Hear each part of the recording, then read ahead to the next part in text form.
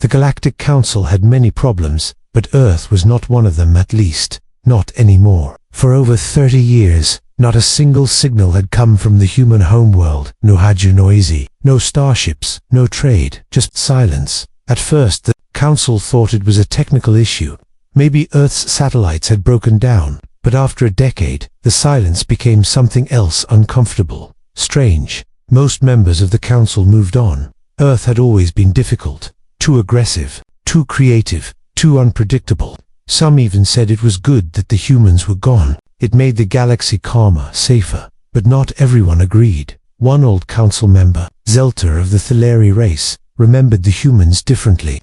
He sat quietly in the Grand Hall, listening as others laughed at old stories of Earth's stubbornness. He didn't laugh. Instead, he watched the stars every night from his private observatory, always looking toward solve the human system. He knew humans didn't simply vanish. They were planners, builders, fighters. He had seen how fast they advanced, how quickly they learned alien tech and made it better, how they turned every mistake into something powerful. Silence was not like them.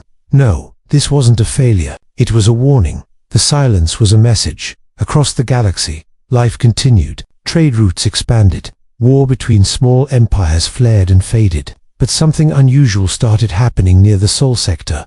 Patrol ships sent near the old Earth system disappeared. Drones went dark. Probes returned, corrupted data, or nothing at all. Council leaders ordered investigations, but nothing was ever found, so they stopped trying. They labeled the zone a dead space and moved on. But the humans never gave up space. That was their dream. Space was freedom, far beyond the Council's reach. On the dark side of Earth's moon, a single satellite blinked to life. Its surface was covered in black metal, invisible to scanners. It had waited for this moment. The silence had been its signal to stay asleep. But now, something had changed. Deep inside, old Earth code began running again. A signal was sent to the Council, but far beyond the edge of the galaxy, in the deep black, a message arrived in a quiet human colony ship that no one knew existed. It had been waiting, growing, learning, building. Children of Earth, born in silence, now grown with no fear. The message was short. Soul is blind, Earth is ready. The Council, still proud and careless, made jokes during meetings. One speaker laughed. Maybe the humans finally destroyed themselves with their own madness. The chamber filled with laughter. No one noticed Zelter looking down, rubbing the edge of a data crystal with worry in his eyes. He spoke quietly, mostly to himself. No, they don't fall in silence. They rise in it. On the outer edge of Council space, a trader ship noticed something odd. A familiar frequency. An old Earth signal, barely readable. It came and went like a ghost. The pilot, young and curious, marked it down and sent a report. But the Council dismissed it as noise. Then came the strange dreams. Some alien empaths across different planets began to speak of visions. They saw planets burning, skies filled with black ships, and a voice saying only one word: watch. People laughed. Old human horror stories, they said, tales for children. But something was coming. Something ancient, hidden, and human.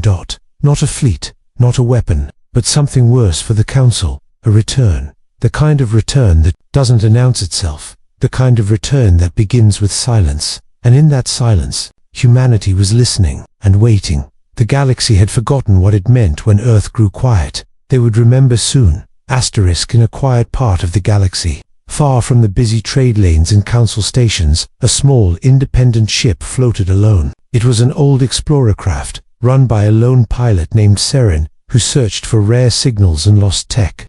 She wasn't part of the Council. She didn't care about politics.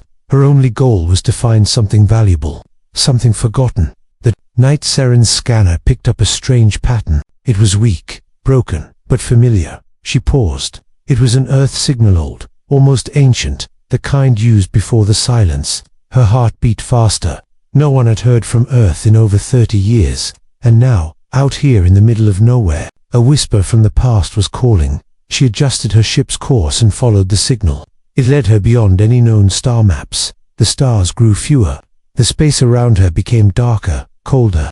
After several days, the signal stopped suddenly. Right in front of her, sensors picked up something massive, something hidden. It was a space station, but unlike anything she had ever seen. Long, sleek structures floated around a central core, completely silent, completely dark. No lights, no energy readings, but it was there, just waiting. Seren docked her ship carefully. As soon as she stepped inside, her lights flickered. The walls were smooth, black, and covered with strange markings. Not alien, human, but advanced. Much more advanced than what Earth had shown before. The silence dot in the control room. She found a single console still active. When she touched it, a message began to play. We watched you. We heard every word. We saw the fear behind your peace. So we chose silence. You thought we were gone. We were growing. The voice was calm, human, but there was something else, a quiet warning behind the words. Seren stood still. Her hands trembled. This wasn't just an old base. This was a message, a seed of something much larger. Suddenly, her ship powered down. All systems offline. The station had taken control. A screen lit up, showing an image of stars, but not from this side of the galaxy. These stars were unfamiliar, distant, far beyond council charts. And then the voice returned. We built where no one could find us. Now we return, not in anger, but in purpose. Those who remembered us will understand. Those who laughed will learn. Outside the station, something moved. A dark object's silent, smooth shifted position and then disappeared into space. She knew it wasn't a drone. It wasn't a defense system. It was a scout. She wasn't alone. Back in council space, her emergency message did go through, but not completely. The data was scrambled. Only one line made it across. They're not gone. Council analysts reviewed the report, but dismissed. It probably just a broken signal from an old Earth probe, they said. Nothing to worry about. But Zeltar saw the line and froze. He stared at the words and felt a chill deep in his mind. He remembered the look in humanity's eyes when they were told to slow down, to follow council laws, to stop growing too fast. He knew this wasn't a lost signal. This was the first ripple in something far bigger. Somewhere deep in unmarked space, hidden stations began to light up. Silent ships began to move. Quiet messages bounced between satellites, unseen by council eyes.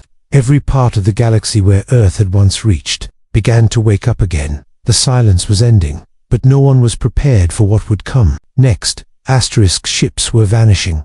It started quietly, just a few small transports and patrol drones near the edge of the Sol sector. Council Command logged the incidents, blamed it on navigation errors, and pushed the reports aside. But as weeks passed, more vessels disappeared. Entire crews went missing without a trace, with no distress signals, no black boxes, no wreckage. Some captains whispered to each other in shadowed corridors. It's Earth, they said. It's the silence. Others laughed nervously. No one's there. It's just old space, dead space.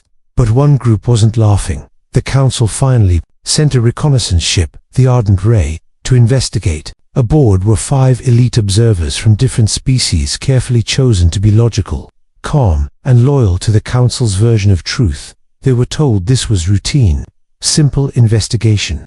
But something about the mission felt wrong from the start. As the ship entered the border of the Sol sector, every sensor flickered. Gravity shifted for a moment. Time itself seemed to skip. Lights dimmed. Crew members felt an unease they couldn't explain, as if someone or something was watching. The captain, a calm and experienced Kevlan named Droz, ordered full system scans, but all they found were empty stars and dark planets. Earth was far ahead, still quiet, still lifeless, or so it seemed. Then they picked up an object, a small satellite, slowly rotating near an asteroid belt. It was inactive, cold. But when the Ardent Ray scanned it, a strange thing happened. The satellite responded, not with words, with a mirror signal. Whatever their ship sent, the satellite copied perfectly, instantly. Not just the code, but the pattern, the rhythm, even the encryption. It was as if the satellite understood, and wanted them to know it understood. Suddenly, their navigation system blinked. The map changed. A new route appeared, one that didn't exist seconds ago. It led directly toward a dark spot behind Jupiter's orbit. The crew hesitated, but the council had ordered answers, so they followed it. As they neared the coordinates, a field of debris appeared. At first, they thought it was asteroid fragments, but a closer look told a different story. These were pieces of ships, new ones, old ones, council-made, and others not even registered. And then they saw it, Figures. Not machines, not aliens, but beings in dark suits, floating silently in the vacuum. No propulsion, no heat, just drifting, slowly across space like ghosts. They didn't respond to hails. They didn't react at all, until one of them turned its head on, looked directly at the ship. No one said anything. Everyone on the bridge simply stared. Droz whispered, "There, watching us." A sudden energy spike lit up the entire system. A low pulse traveled through the ship. For a second, everyone lost sight, hearing, even thought. It was like being inside a dream. When their systems returned, the satellite was gone. So were the figures, and then a message appeared on every screen. "We didn't leave. You stopped looking." The crew froze. It wasn't a voice. It was a presence, built into the code. Every screen showed a different phrase, but they all meant the same thing. One screen read, "You thought silence meant surrender." Another said, "You stopped asking where we were." The final message said only, "Now we ask the questions." Back at the council, the Ardent Ray's final report was brief and incomplete. Most of the data was corrupted, filled with strange repeating patterns that looked like Earth code but rewritten in ways no analyst could understand. Only one clear entry remained, a visual log of the dark-suited figures floating in space. That image spread across the internal council networks. It wasn't supposed to, but it did, and those who saw it didn't laugh. Zelta saw the image and nodded slowly.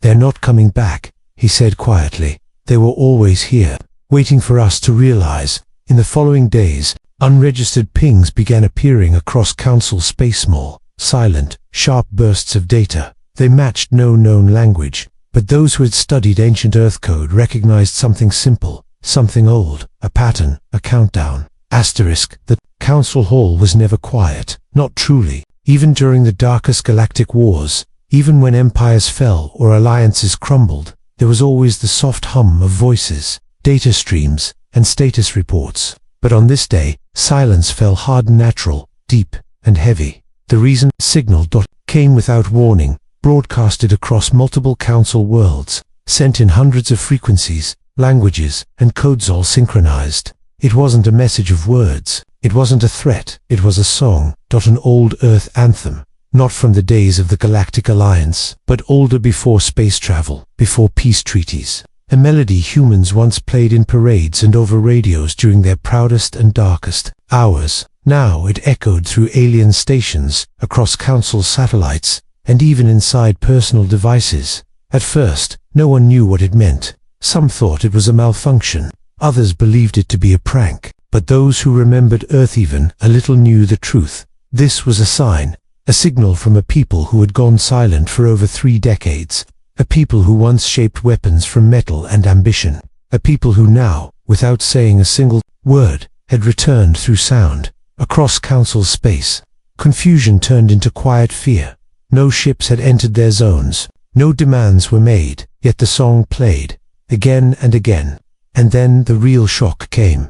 The music was being broadcasted from a returning vessel, one that had vanished nearly 30 years ago during the last known contact with Earth. It drifted into a central council system with no crew, its engines dead, but its beacon strong. On the side of the ship, clear for all to see, were 3 simple words: "Earth remembers everything." Inside the ship were no bodies, no damage, only a single recording device that activated as soon as council security entered. The screen showed stars, slowly rotating, and then a voice cleared, "Com, human. You thought we were gone. You believed silence meant retreat. But we were watching, not with anger, not with hate, but with patience. And now, we return." The video ended with coordinates: deep space, unclaimed and uncharted. Some wanted to send a fleet, others said to ignore it. But the people were asking questions. If humanity was truly gone, how did their ship return? If they were alive, why now? Zelta, the oldest member of the council, stood and asked the question no one else dared to say out loud. What if the silence was their way of speaking? What if we never understood their answer? A week later, something new appeared near the edge of council territory. Dark ships, not large, not many but different. They didn't move like normal vessels. They were quiet, without engine signatures or communications, and yet they traveled in perfect formation. No scans could read their tech. They approached trade routes but never entered. They hovered near outposts, but never touched, always just close enough to be seen, never close enough to stop. It was as if they were watching. Ships that tried to approach them simply lost power. No damage, no contact, just a quiet shutdown, followed by a sudden restart, as if nothing had happened. Pilots reported feeling strange ones, like being measured, not attacked, but evaluated. Then came the symbols, messages etched into the sides of these mysterious ships, not in Earth languages, but in symbols that matched ancient Council archives, old, forgotten records, messages that spoke without sound. Peace must be seen to matter. Presence is power. We know you remember us now. By this point, even the Council media couldn't ignore the events. Citizens began asking, what did we do to the humans?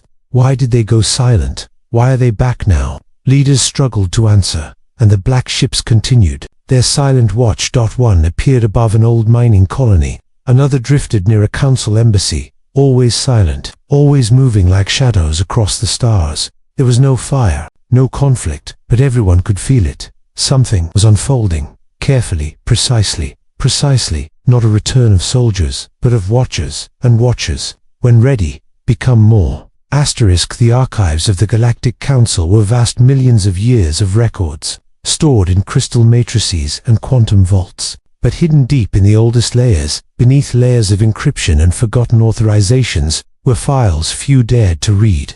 They weren't lost, they were hidden on purpose, and one of them carried a simple label, Project Earthfall. Zelt stared at the file for a long time before opening it. He was alone in the quiet chamber, far from the main Council halls, lit only by the glow of the archive core. The room smelled of dust and old circuits, places few visited anymore. He had known something was wrong.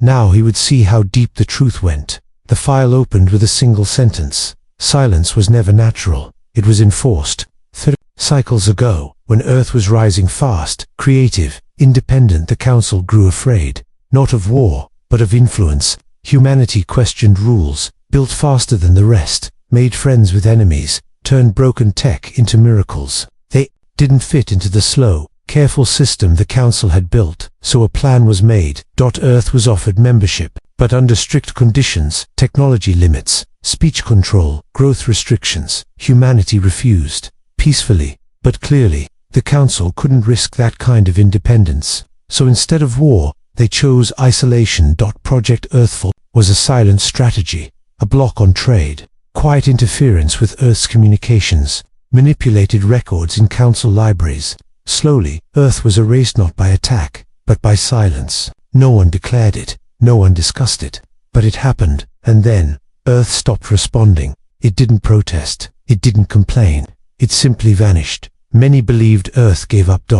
But now, as Zelta watched the black ships drifting at the edge of Council space, as Earth's anthem echoed across planets, he understood something deeper. Earth hadn't vanished, it had chosen to observe. And while the galaxy moved on, humans had been preparing. Across the outer edges of Council space, those black ships began to show something new. More lights, brief holographic messages projected into orbit. Not warnings, not threats. Memories. One message showed a Council ambassador standing on Earth, promising peace, then ordering surveillance from orbit. Another showed Earth scientists building advanced tech, then being cut off from data networks days later. Another revealed Council ships watching Earth's colonies but never speaking. These weren't attacks, they were reminders. Council citizens began to ask questions. Protests sparked on peaceful worlds. People wanted to know what else had been hidden. And while the Council scrambled to control the story, something else happened. A new star chart appeared on the outer broadcast networks. It didn't come from a ship.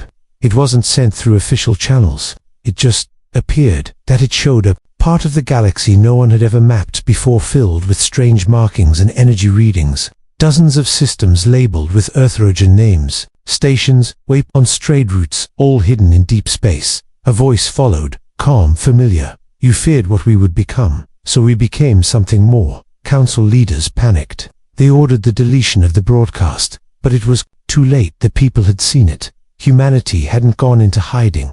They had created their own world, one free from control, free from watching eyes, built in silence, grown in peace, waiting until the time was right. And now that silence was fading, sat alone as a new message arrived in his private feed. No encryption, no signature, only one sentence. When truth is buried, silence becomes the loudest answer.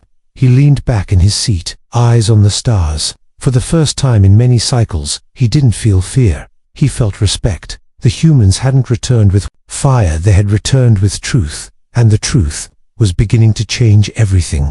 The sky changed. No alarms were triggered, no weapons were fired, no fleets crossed council borders. And yet, across dozens of council-controlled worlds, something happened that had never happened before. A shadow passed over their sky, blocking light, but changing it. It started on the quiet mining colony of Verex 9. The workers were used to silence, dust, and long hours beneath the twin suns. But that morning, one of them looked up and froze. Above the upper atmosphere, something vast moved. It was not a council vessel. It made no sound. It cast no heat. But it glided smoothly across the stars, like it belonged there. Others soon saw it, a dark, symmetrical craft, almost invisible until its edges shimmered against the light. It didn't come closer. It didn't land. It just watched. And then, it sent a signal. Not a message. Not a demand. Just an image. A view of Earth, peaceful blue and whole.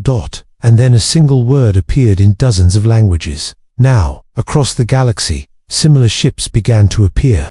Above trade worlds, near diplomatic outposts, even near the home planets of council members, not to attack but to be seen. And when the people looked up, they didn't panic, they stared. For decades, they had been told that Earth was lost, quiet, forgotten. Now, these ships, smooth, elegant, silent, bore unmistakable design rooted in human style. Every line was purposeful, every movement graceful.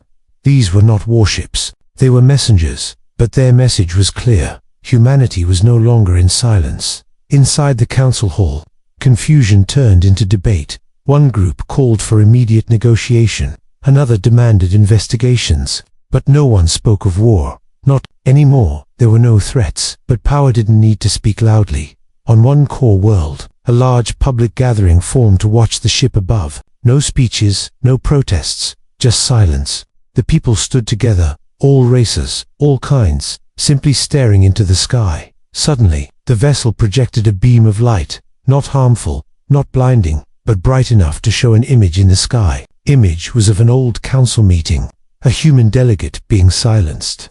The record had been buried. Now it was open for all to see.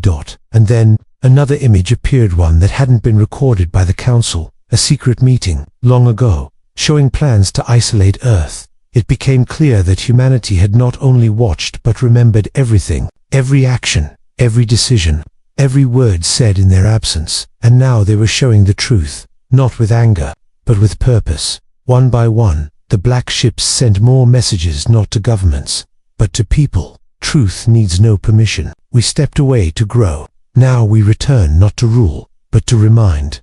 The council could no longer control the narrative. The truth was spreading faster than data firewalls could contain. Citizens began to question everything. Why were we told they vanished? Why was Earth erased from maps? What else have we been told to forget? And amid this storm of truth, Earth itself spoke. A single transmission, sent from the Sol system, unencrypted, in the shared language of the stars. Council of Worlds, your silence was not our ending. It was our beginning. You feared our voice, so we gave you none. But now, we speak not to ask, but to inform. We are not returning, we are rising, and we are not alone. The message ended not with a threat, but with a displayer map showing dozens of colonies, built far beyond the known edge of the galaxy. Human colonies, thriving, united, and beside them, ships from other species. All once isolated, all once silenced. Now, part of something new, a quiet alliance, not built by fear, but by memory, by those who remembered what it meant to be dismissed, and refused to be forgotten. Zelta stood at the window of the council tower, watching one of the black ships slowly rise into the upper sky. He knew what he was seeing, not a war, not a return, but a shift, a galaxy that had forgotten one voice. Now hearing it again come steady, unshaken, he whispered to himself, they didn't come back. They simply waited for us to see what we became without them. And now that they had spoken, nothing would ever be the same.